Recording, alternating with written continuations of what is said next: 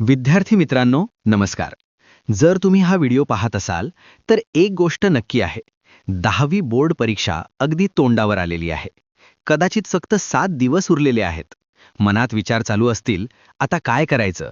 इतकं सगळं राहिलंय. गुण येतील का? पेपर कसा जाईल? विद्यार्थी मित्रांनो, टेन्शन अजिबात घेऊ नका. आजचा हा व्हिडिओ पूर्ण ऐकला आणि सांगितलेली रणनीती प्रामाणिकपणे पाळली तर हे 7 दिवस तुमच्यासाठी गेम चेंजर ठरतील.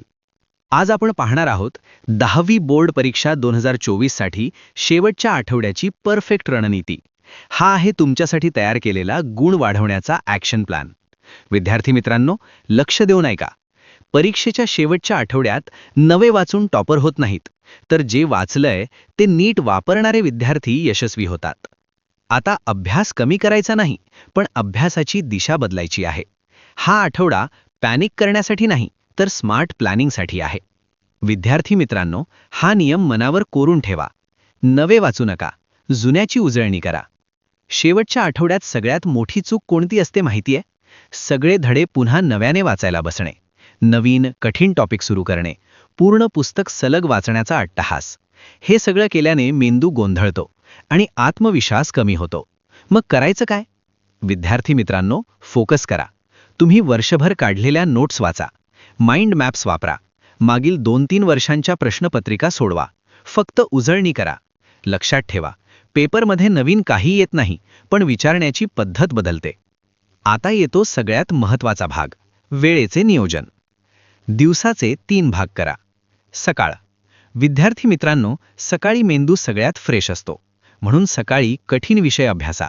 ज्या विषयांची भीती वाटते, जे टाळत होतात, ते सकाळीच हाताळा. दुपार. दुपारी ऊर्जा मध्यम असते. ही वेळ आहे सरावाची. टाईम लावून प्रश्नपत्रिका सोडवा, पेपर लिहायची सवय लावा. संध्याकाळ. संध्याकाळी मेंदू थोडा थकलेला असतो, म्हणून हलके विषय, सूत्रे, उजळणी करा. विद्यार्थी मित्रांनो, सगळं एकाच वेळी करू नका. वेळेला विषय द्या. आता एक खूप महत्त्वाचा नियम, 1 ते 2 चा नियम. बोर्डाचा पेपर कोणत्या वेळेत असतो? सकाळी 11 ते दुपारी 2. म्हणजे या वेळेत तुमचा मेंदू सर्वात जास्त ॲक्टिव्ह असायला हवा. पण आपण काय करतो? दुपारी जेवून झोपतो. विद्यार्थी मित्रांनो, दुपारची झोप टाळा.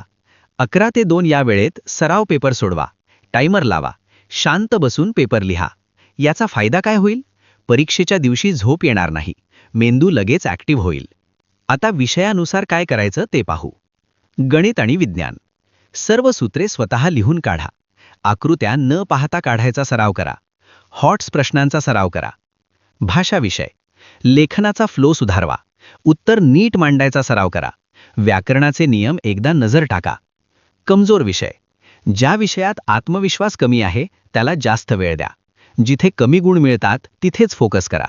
विद्यार्थी मित्रांनो, स्ट्रॉंग विषयावर नाही, कमजोर भागावर मेहनत घेतली की गुण वाढतात. आता पाहूया ॲक्टिव्ह रिकॉल मेथड.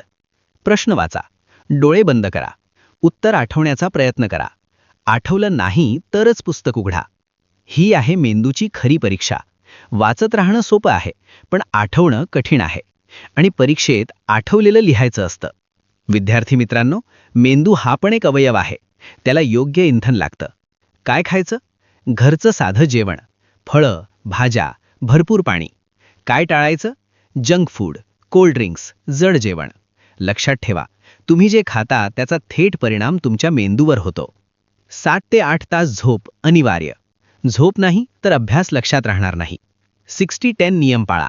60 मिनिटे अभ्यास, 10 मिनिटे ब्रेक. ब्रेकमध्ये मोबाईल नाही, चालणे, स्ट्रेचिंग, चेहरा धुणे. विद्यार्थी मित्रांनो, मेंदूला पण रिचार्ज लागतो. आता सगळ्यात महत्त्वाचा भाग, मानसिकता. दररोज 10 मिनिटे शांत बसा. श्वासावर लक्ष केंद्रित करा. स्वतःला सांगा, मी तयार आहे, मला चांगले गुण मिळणार आहेत. भीती सोडा, तणाव सोडा, स्वतःवर विश्वास ठेवा. आत्ताच 4-5 नवीन पेन घ्या. प्रत्येक पेन रफ कागदावर गिरवा. पेपरमध्ये पेन अडकलं तर पूर्ण पेपर बिघडतो. छोट्या गोष्टींची तयारी मोठा फरक घडवते. हॉल तिकीट, मूळ आणि झेरॉक्स, ID कार्ड, केंद्राचं लोकेशन आधी तपासा. 1 तास आधी पोहोचा. रात्री जागरण नाही, लवकर झोपा. दप्तर रात्रीच भरा. जास्त जागरण म्हणजे पेपरमध्ये झोप. उजळणी झाली, झोप झाली, साहित्य तयार, मन शांत.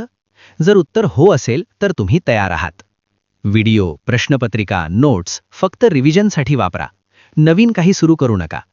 विद्यार्थी मित्रांनो, वर्षभर तुम्ही कष्ट केले आहेत. हा शेवटचा आठवडा तुमचं भविष्य ठरवू शकतो. स्वतःवर विश्वास ठेवा, टेन्शन घेऊ नका, फोकस ठेवा. यश तुमचंच आहे. All the best.